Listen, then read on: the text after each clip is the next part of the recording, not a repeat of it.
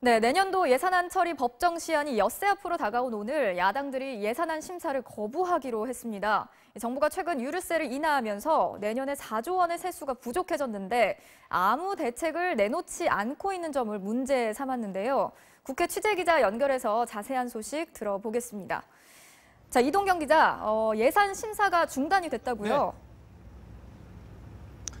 네, 오후 6시쯤 자유한국당 예산소위 위원들이 국회 정론관에서 기자회견을 갖고 심사 거부를 선언했습니다. 여기엔 바른미래당도 동참했는데요. 내세운 이유는 이렇습니다. 정부 예산은 이미 9월에 제출됐죠.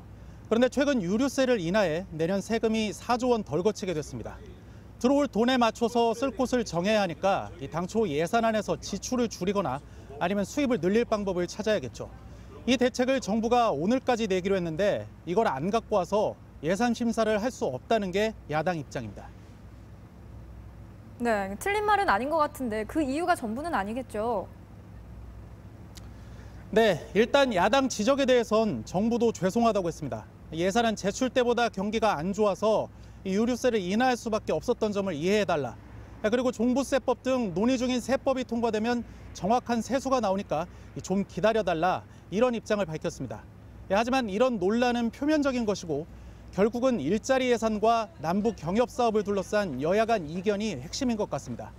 오늘 오후 산림청 예산심사에서 북한의 양묘장을 지원하는 예산심사가 있었는데 그 예산을 깎아야 한다는 야당과 안 된다는 여당이 충돌하면서 한동안 정회가 됐고 그 직후 야당이 심사 거부를 선언했기 때문입니다. 그렇지 않아도 시한이 촉박한데 이래서 예산안 심사 제대로 될 수 있을까요?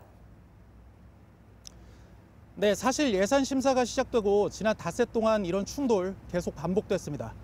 보류한 사업 예산이 어제까지만 83건이고 특히 남북협력기금과 정부 특활비 부분은 아예 통째로 보류됐습니다. 이런 안건들은 신속한 결정을 위해 여야 간사만 참여하는 이른바 소소위를 통해 결정될 것으로 보입니다. 하지만 오늘 사태로 인해 소소위 개최마저 더 늦어질 전망입니다. 지금까지 국회에서 전해드렸습니다.